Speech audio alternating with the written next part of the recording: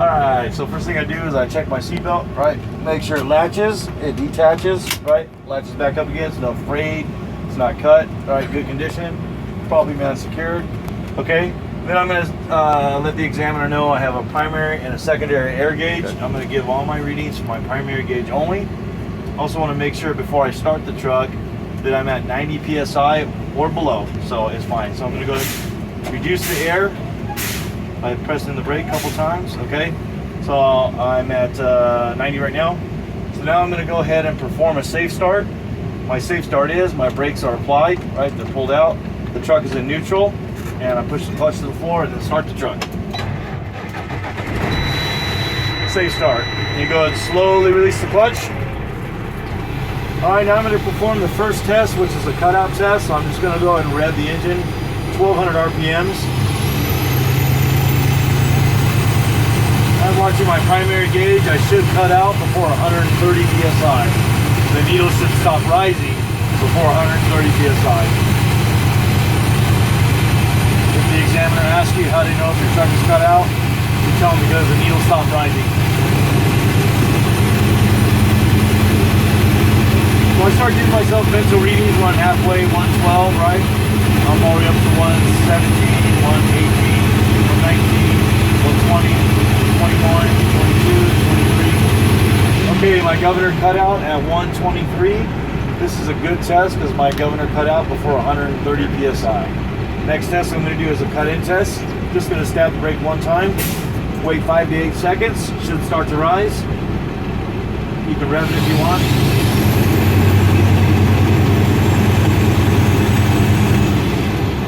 Okay, has not started to rise. I'm going to stab it again. 5 to 8 seconds.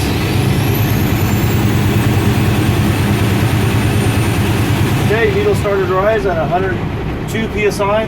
This is a good test because the needle started to rise above 100 psi. Okay, next test I'm going to do is the applied pressure. All I have to do is raise it to max air pressure.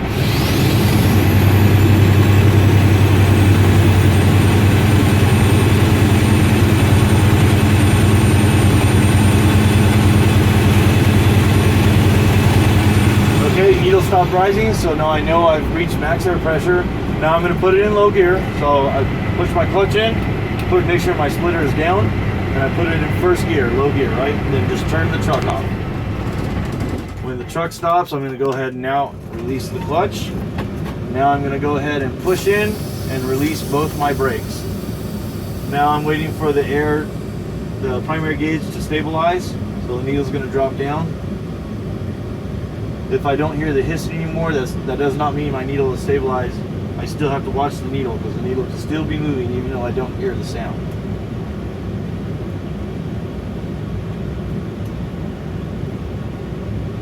You want to ensure that your needles have completely stabilized before you press and hold the service brake, because you may end up getting a failed test.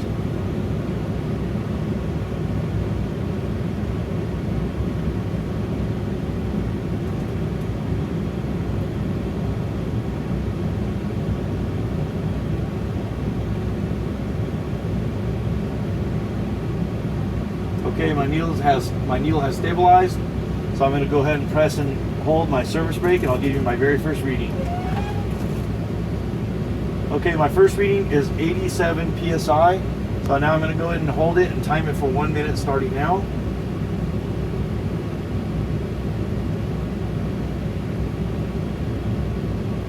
We're going to fast forward into time and say that a minute has passed. My reading is still at 87 psi, so this is a good test because I did not lose more than 4 psi in that 1 minute. I lost no psi. Okay, wait for the examiner to check what you've said.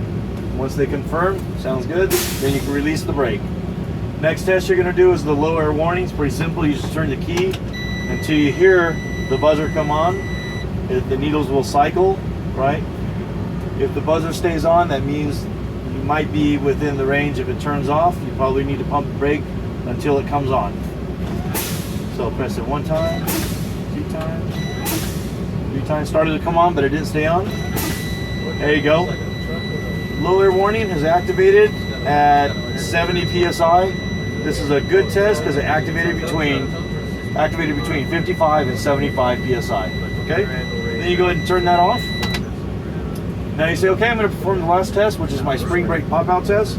So I'm going to go ahead and pump my brakes until these pop out, and I'm going to watch the knobs while I'm doing this, because if they pop out separate, I need to make note of that.